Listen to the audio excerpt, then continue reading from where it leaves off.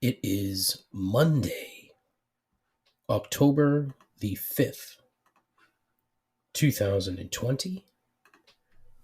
I have had a cold for over a week, so I'm mailing in this episode, which, if you're at all familiar with my previous 38 episodes, you would know that I've been doing that all along. All of this and so much more on episode 39, the Mike Greenwell, rightful winner of the 1988 AL MVP, not that juiced up fucking fraud Jose Canseco episode of Complaints and Observations. The greatest podcast hosted by someone who knows so precious little about almost everything. A journey into the mediocre mind of an exceptionally average person. This is Complaints and Observations with Dave LaPointe.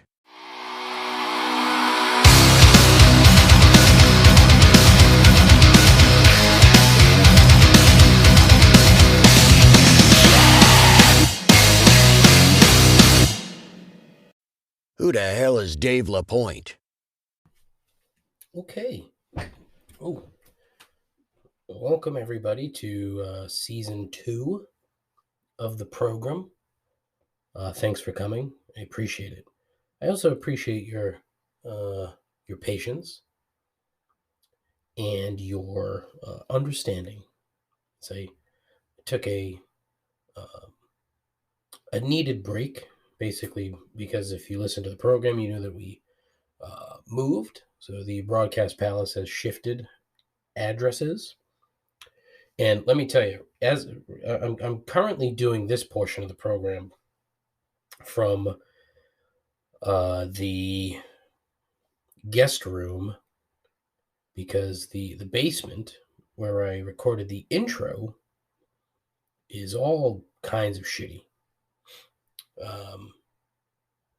It is shitty, first and foremost, and it is not conducive to recording audio. If you listen closely to the intro, you'll definitely hear the echo in there, and probably the spooky spirits of that basement.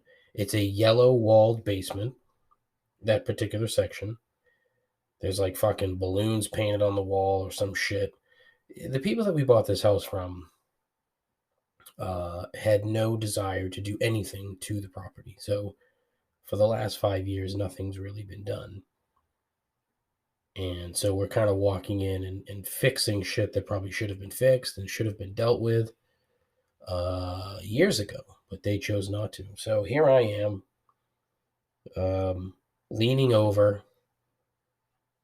I've got a couple of boxes, a couple of extra large moving boxes, and a tack board as a desk. Temporary, hopefully. There are plans to build out the basement, make that a bit more functional with space for myself. But that's a long ways off. So until then, I'm going to be fucking slumming it here in the guest bedroom. But so, I mean, a lot to catch up on. I mean, I'm sure all of you have just been chomping at the bit, waiting to hear what I've been doing for the last few weeks. Well, let me tell you, absolutely nothing. I sound atrocious, so right from the jump, I apologize. I cannot shake this fucking cold. Big shout out to listener Jeff, who showed up to my house last week and felt the need to fucking put snot on pretty much everything. And I got sick quickly, so thank you, Jeff. I said that to him privately, and now I'm shaming him publicly because I cannot fucking shake this nonsense. But yeah, so move went very well. For the most part. The movers that we had, and I posted this on my personal Instagram, but Casey Movers out of Rockland, Massachusetts. If you're looking to move, please use these folks. the most efficient bunch of people. They had 4 guys, 2 trucks, and they were done in 6 hours. Moved me out, moved us in 6 hours. It was fucking unreal. When you see movers and it was a foreman probably in his 40s, one dude probably in his late 20s, and then 2 kids probably 19, 20 years old. But at one point I saw one of the kids with a curio cabinet carrying it out of the house, propped up on his shoulder, basically carrying the fucking curio cabinet with one hand. I'm like, good fucking grief. It's amazing. But these guys are terrific. So big shout out, Casey Movers. That's a certified endorsement. Not that they want that, because it has no weight, really. This is not much of anything, the program. But yeah, certified endorsement for Casey Movers. Now, everything else that's come along with moving, I'm already fucking over it. The unpacking, the packing was, actually packing was fine. I didn't really have too much of an issue with packing. It's the unpacking that I've had an issue with, because you don't know where fucking anything is. And I did a dynamite. If your name is Dan and you don't go by Dynamite as a nickname, you're missing out. I bequeath that to you, Dan. To all Dans, please use Dynamite. I did a dynamite job of labeling all of the boxes. Yet I'm still missing things. I can't find my fucking coffee. I don't know what the deal is. I've had to go for coffee every day because I can't fucking find it. And then today I couldn't find the Trader Joe's everything but the bagel spice. Can't find it. Don't know where it is. And look, if you've moved, you know that this is how this shit goes. You think you have everything kind of square and straightened away, and when you get to the new location, you realize, oh fuck, yeah, I did not do a very good job of packing this shit up. So, yeah, real struggle. The biggest struggle, and this is going to be a big part of the show on Thursday, because I want to make sure that I articulate all of this properly, succinctly, and effectively. We bought some new furniture from Jordan's Furniture. Big shout out. That went perfect. Could not have been better. But we also needed to have some painting done. We needed new carpets, new appliances. So, like the suburban morons that we are, we went to Lowe's and put our faith in Lowe's to properly deliver carpet and appliances. Now, the actual carpet install went fine, but everything up to that point, just fucking hot garbage. The appliance delivery, I don't think that I've ever been more frustrated with a company than I was with Lowe's trying to get all of our appliances, until I had to deal with Comcast/Xfinity for our cable and internet. Now, I cannot stand either of these organizations today, but quite frankly, I am baffled at what passes for customer service these days and what passes for proper business ethics. Big funny joke back, with fucking Billy Madison, business ethics. But it's accurate, because it's such an oxymoron, especially now. Thursday's show is going to feature the entire story, because I'm just, pissed. And I'm tired of telling it, and I may not even do it, but I'm going to fucking chew these two companies out royally. on Thursday, and I'm gonna write it out. It's gonna be nice. It's gonna be good. Hopefully, I have the fucking time to do it. We'll see. So that's what's been going on here. Very exciting stuff. A lot of other stuff, though, obviously going on over the course of the last few weeks. A lot of sports, but the big news, of course, is still the fucking Rona. And being an apolitical program, I'm not going to say that karma is now the real winner of 2020, but what I am going to say is that this is still a massive pain in everyone's ass, and that everyone should just accept it, realize it, slow down, put your mask on, don't congregate with people that you normally don't congregate with if you can help it. And we'll get through this, hopefully. But karma, the big champion of 2020. Congratulations, karma. Nicely done. Sports. A lot of sports. The Celtics, the fucking Celtics.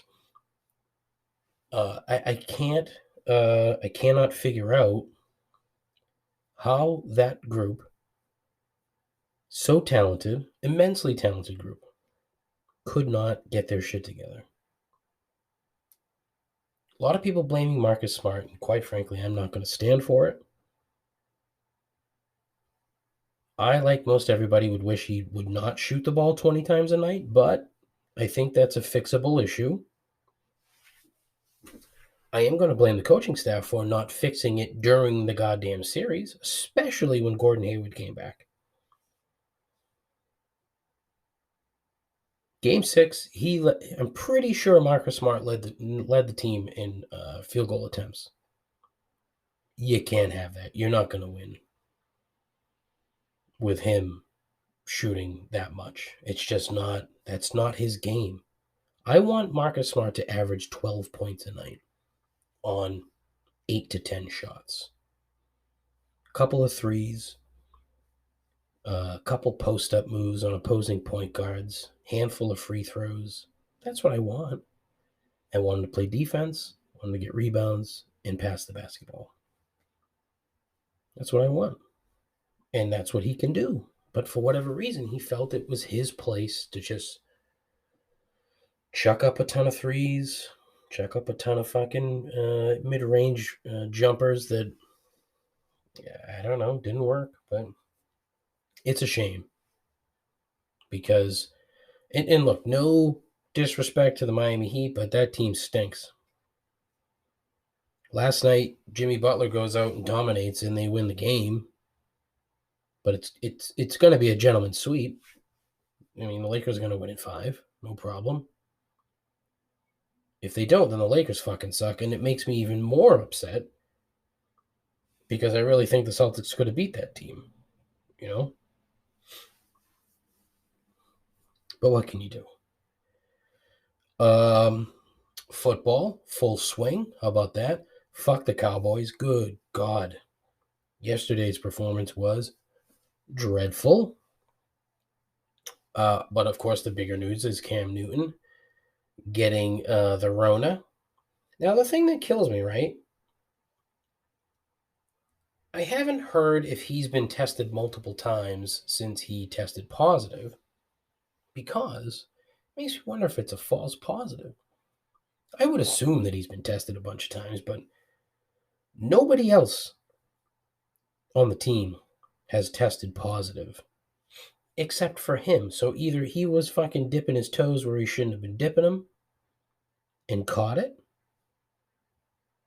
and then hopefully it was he showed up in his system on a Thursday as opposed to Wednesday or Tuesday, which would allow him obviously more time to spread his germs all over the place. But I find it odd, he's in the locker room, he's in the huddle. I mean, you see what happened in Tennessee. That's a goddamn petri dish down there. But again, it's the South. They took these things a little bit more lax. And Tennessee now is in trouble. I think their number was 18 players and staff. It's a big number. Out of, 100, 150 so people within the organization between players and staff. 18. It's a biggie. But obviously the hope is that, it doesn't continue. The NFL's done an okay job. And I think they handled the Tennessee thing pretty well by just kind of moving things around. What they should do right now is just build in an extra week or two, a week before the playoffs and then a week before the Super Bowl, another week before the Super Bowl. That way, if you do have to move things around, you can move things back. It's not like there's other shit going on. And it's not like there will be any other shit going on, because there won't be. So you may as well make those adjustments. Give yourself some leverage. Not leverage. Give yourself some leeway. Just in case you have to deal with this shit down the road. Well, why the hell not?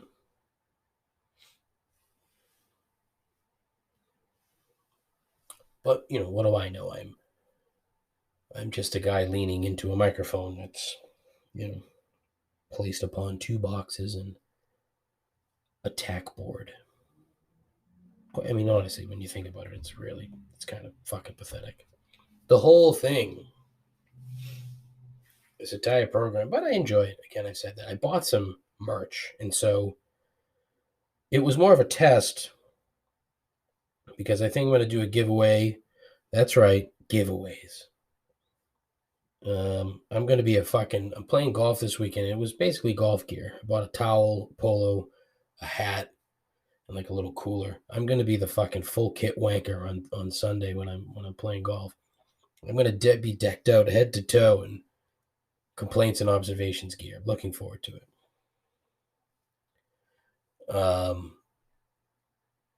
But yeah, I'm going to do a giveaway. I got to find something really fucking stupid to give away, but something that will be useful. And then I'll do, the dumb Instagram shit. And it's funny because faithful listener Brian, that dude tags me in so much like golf giveaway shit during the course of the week. It's absurd. Look, the stuff that he's tagging me in, it's good stuff. But it's me and 3,000 other people. But apparently he's won a handful of times, so good for him. But it's just funny. I get a kick out of it. So I think I'm going to do something similar. Give some stuff away. What else? What else was on my list? Oh, fucking soccer minute. Here it comes. The Premier League is flat out fucking bananas. Liverpool got thrashed yesterday. A 7-2 loss to Villa. Fucking Aston Villa? What? They scored 7 goals against the defending champs. Wild. But even more wild, West Ham, 2 clean sheets in a row. 4-0 last weekend in a win over Wolves. And then yesterday, 3-0 win against Leicester. Their next 3 matches are Spurs, Manchester City, and Liverpool. I don't see them posting a clean sheet in any of those games. However, if we could manage to squeeze 2 points out of those fucking 3 games, I'd be thrilled. Let's go. But they look good. And it's weird. They need help. Today is deadline day. Today is the end of the transfer window. For all you uninitiated rubes that shit on soccer for some weird reason. I don't get it. It's a sport. Who the fuck cares? Just say you don't like the sport. You don't have to go into any more detail than that. You're missing out. It's great. Anyway, should be good. So that's the end of Soccer Minute. But again, as I said in the beginning of the show, this is I'm mailing this one in. It's mailing in Monday. I am going to do 3 gripes. However, I have an interview shortly. So listen to this commercial. This is a new one. Get ready. Oh, get ready. This is a good one. And then we'll come back with 3 gripes. Yeah. Okay. It is time for me to move this. Now. Bear with me. Yep, there you go. Okay. It is time, as it is Monday, it is time for 3 gripes. I hope the correct commercial came through. Put a lot of effort into that. It's very important. How-to.vote. There you go. 3 gripes. Gripe number 1. Kids in school. So the kids themselves are not the gripe, per se, but I guess probably phrased that incorrectly. Yeah. Anyway, kids in school. So there are 3 groups that have been royally fucking screwed by this pandemic more than any. 1, those that got sick. 2, the ones that are dead. And 3, kids under the age of 18. Granted, that's kind of a messed up order. The ones that died probably were affected the most. So, but you get my point. Their lives have been changed in numerous ways. Now, I'm not going to say something silly like kids will never be the same, rabble, rabble, rabble.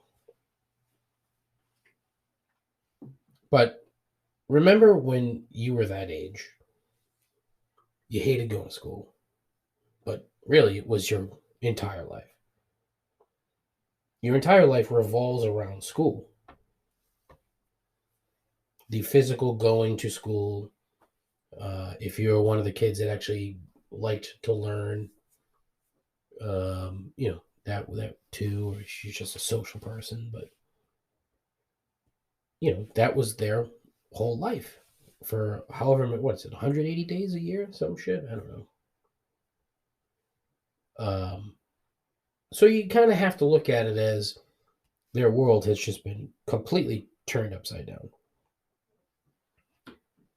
And now they have to sit at home in front of a shitty Chromebook while asking their parents questions about everything that they're attempting to learn and likely getting nothing but grief, annoyance, or just general apathy as an answer. Because it makes me wonder, you have kids are at home, in school at home, and they ask you a question. Now, how many parents would just simply say, I don't know? And then how many would say, try to answer it, stumble, and hope that they don't look fucking weak in front of their kids? Which I would imagine is the more likely scenario. That they stumble through something in an attempt to not look stupid in front of their children, instead of making the effort to try to learn what it is that they're doing and then helping them with the problem. And I speak in my ivory tower here, as I do not have children. As if you've listened to the program, you probably are well aware. Mainly because I'm doing a podcast in the middle of a pandemic and don't have to pause and help a kid do fucking anything. All right. Now, it's really not fair, but at the same time, it's somewhat unavoidable. Kids are little fucking germ factories, and they probably carry the Rona around like a fucking trapper keeper. Yep, that's a very old reference. Some of you will get it, some of you won't. And so fucking what? it's best to keep them at home. I'm not an epidemiologist, but that's my assumption from having listened to some epidemiologists. Aside from that, though, school as a whole is going to change, I would imagine. Even more so than George W. Bush and that cockamamie No Child Left Behind bullshit. Standardized testing isn't learning. Being able to pass some fucking Scantron shit shouldn't decide whether a kid has learned anything during their time in school. But when I say school has changed, the fun shit from my youth, from when I was a kid, which granted was decades ago, are long gone. I mean, they've all been sort of going over time, but now it's long gone. Days of going to school completely unprepared and just winging it all day, gone. Going to school and just fucking off and hanging out with your friends, gone. Snow days, gone. I read something the other day and was blown away. That fucking snow days are gone. I mean, they have to be, right? Kids have gone the last however many months, 7 months or so, at home. So what the fuck? Just because it snows, that you're all of a sudden not going to be able to learn? I don't think so. Snow will no longer have the cachet that it once did. Granted, it may never snow again because the planet's on fire. But the days of sitting by the television and watching the scroll at the bottom of the screen, bottom of the screen, waiting for your town to come. Those days had already been gone because the internet has changed that and text messaging has changed that. But those were the fucking days when you'd sit there and wait. The worst was, especially when I was in high school, Bridgewater, Rainham. So obviously B is the second letter of the alphabet. I don't know if you know that. But if you turn on the TV and it's at C, all right, fuck, now you got to sit there and wait. And so, the news channels out of Boston or Providence, and, you're waiting. If it was an especially snowy day, you're going to wait a while. But gone, snow days. That's fucking wild. Makes sense, though. But, now kids are fucked, though. They have to deal with, it's going to be constant. So the good thing about no snow days is it's going to be 180 days, or again, however many fucking days it is. And then that's it. It's going to be no, fluctuating last day of school. When the last day of school is, or you should. So that probably helps a little bit. But it's just, my hope is that teachers take 10 minutes a day to reassure these future felons that all of this is temporary. This is not how life is going to be forever. And I would imagine that kids need that subtle reminder. They need to be told that this is not what the rest of your life is going to be. Eventually, we will get out of this mess, but school as a whole isn't going to be the same. There's just no way. My 2 cents on children. My opinion means precisely nothing when it comes to kids. But it is what it is. What can you do? It's my show. And I thought about this and I wanted to talk about it. So there you go. Gripe number 2.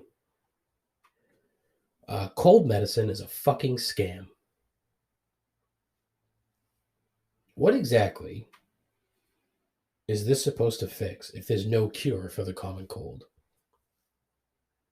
Oh, I know. It's made to break up the congested cash in your pocket in hopes that you fork it over for some fucking pie in the sky bullshit.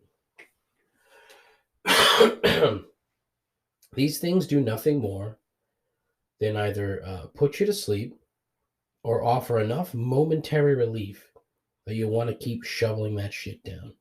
And I'm guilty as hell because I know I want to feel better. So I'm going to try any number of different kinds of things or ways to get there. That's the goal, is to feel better. The thing I've got now, though, you can clearly hear it in my voice. I wouldn't be surprised if it's a sinus infection because it's just not fucking going away. It's been over a week. And my face still fucking hurts. And are you enjoying the audible sniffles that I'm giving you here, that I've been sharing with you? It's gross. Blame fucking Mucinex. It's done nothing but make my nose run a bit more so they can call it congestion relief. Fuck off. I can't get my head around just not being able to go to CVS and buy an antibiotic. If I think I have a sinus infection, I should just be able to go and say, hey, I think I have a sinus infection. I would like some amoxicillin, please. But there's so much less profit in me being able to make my own fucking decision about how I feel and what I would like to put into my body.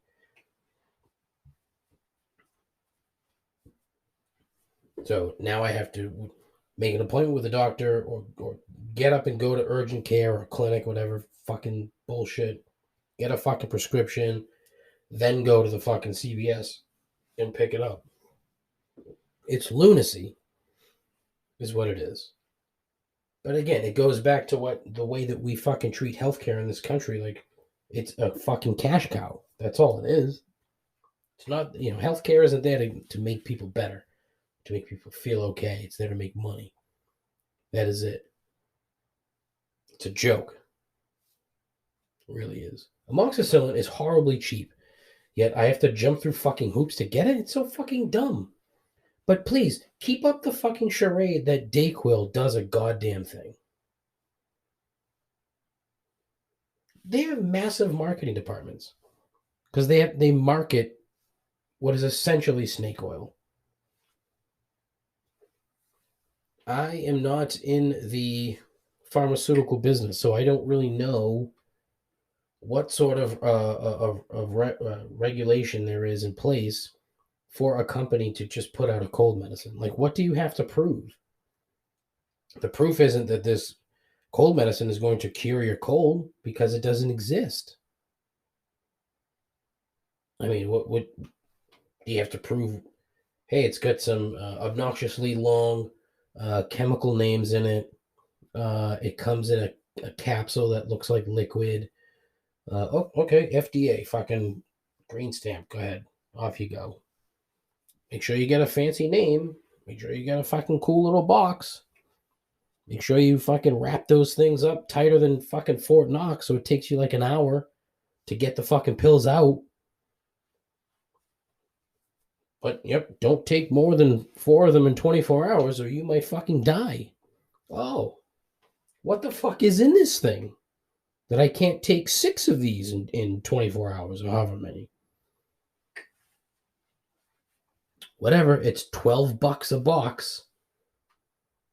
And, with probably fucking 60% margin for the maker? I would imagine so. That sounds about right, yeah? Fucking garbage. Garbage. I should have made that gripe 3. That was a good one. Anyways, gripe number 3. Why should anyone care who the fuck is officiating a sporting event? I don't need to know the names of the referees or the umpires. I shouldn't. They should be given numbers, and that's where it should end. And then they change the numbers every game that they officiate so that you never know who it is.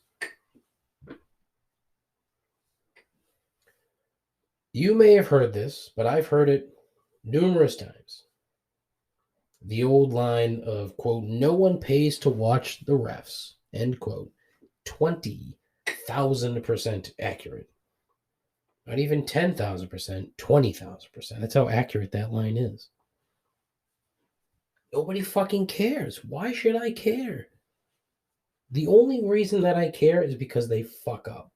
Lately, I've heard too much about um, Major League Baseball umpire Joe West, Cowboy Joe West, and his quest to umpire the most games in the history of the sport. You know what? Great. Terrific.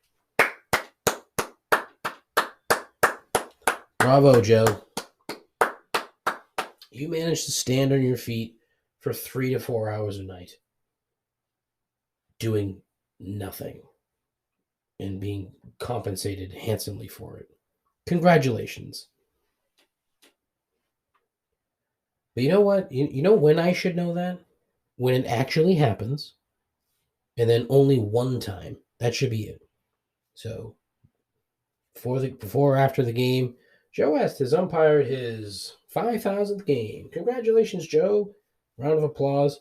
That's it. Never want to hear about it again. Never want to fucking know his name again. Never want to hear it again. But you know why everybody already knows who the fuck Joe West is? Because he sucks at his fucking job. That's why. Look, it's the easiest fucking shit in the world.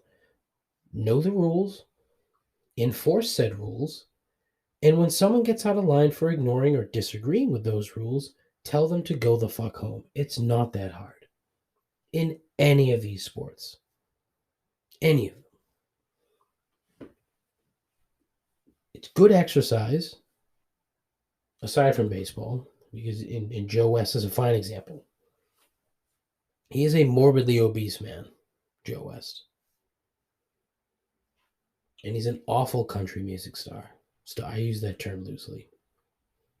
He has recorded country songs and he's made a couple of albums under the title Cowboy Joe West. Hey, that's so funny, huh? Get your fucking strike zone right, buddy. Give me the same strike zone every time out, and we'll be fine. It's not hard. 14-year-olds could do that. Seriously, they could. I was a 14-year-old umpire, and you know what I did? I knew the rules. I enforced them, and if somebody got out of the line, I told them to go the fuck home. A little different in Little League because you're dealing with shitty parents.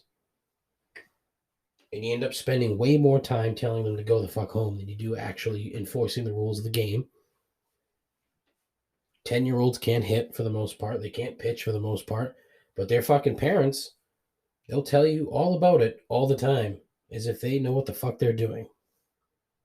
So you spend more time telling them to leave. As they pick on the fucking short, fat kid standing at second base who just called their kid out, who was literally out by a mile, and now I have to go and fucking converse with my 15-year-old compadre behind the plate and say, yeah, we need to throw this guy out. It happened way too many times.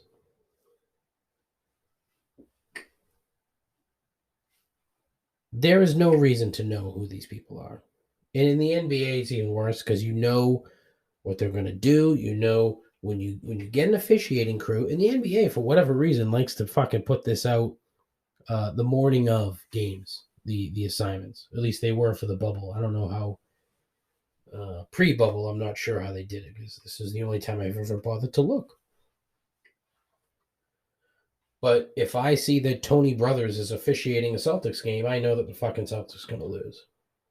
Because that's just the way it is. Because Tony Brothers, for whatever reason, hates the fucking Celtics. And makes it a point to make sure that they lose. Keep these people anonymous. Treat them as the faceless arbitrators that they should be, as opposed to some sort of appointed guardian of sport. There is literally no need for me to know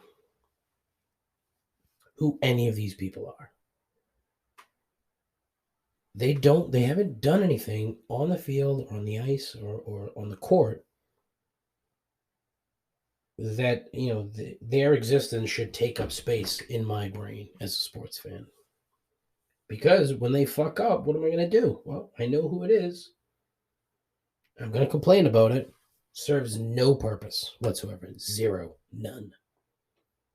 Yet, we have to know who they are. I don't get it.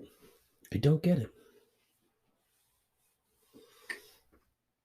Anywho, that is it for the triumphant return of complaints and observations. This has been a gas, folks, as always. And I apologize. I feel like crap. There's an echo in this room. I apologize. Hopefully Thursday's show will be a little bit better. I doubt it, but I hope it is. I do have some feelers out for some interviews, so hopefully those materialize. We'll see. If you want to be on the show, let me know. Love to have you. Love to have you. Talk about anything you want. It's how we roll around here, you know? You can get the old Skype or Zoom or whatever going, you know? Oh, it'll be terrible for you, terrific for everybody else, apparently. But if you want to have a complaint, give me a call. Leave a voicemail. 617-65-RIP'EM. RIPEM. 617-65-RIP'EM. It's a great number, isn't it? Get on the show, share your opinion, give me something. Give me some content, you know? Let's talk. Well, we won't talk. You'll have to leave a message, but whatever. You can come to the Twitter page at ComplaintsPod. The Instagram at ComplaintsPod. I have a YouTube page I've done nothing with. There's also a Facebook page, but fuck Facebook. I have an email, show mail at Complaints and Observations, a website, complaintsandobservations.com. Check it out. The blogs, some blog posts up there. The gambling, the best bets, lock of the week. That'll be back on Thursday. Very excited for that. My best bet yesterday was the Houston Texans, and they lost. So I'm not doing it well so far here at with the best bet. Not going well. But I enjoy it anyway. So thank you for listening. I appreciate it. Please tell your friends. Hopefully, as season 2 progresses, it will suck less than season 1. That is my stated goal. We'll see how that goes. So, thank you so very much. Take care of yourself. Take care of others. Godspeed. Ta-ta.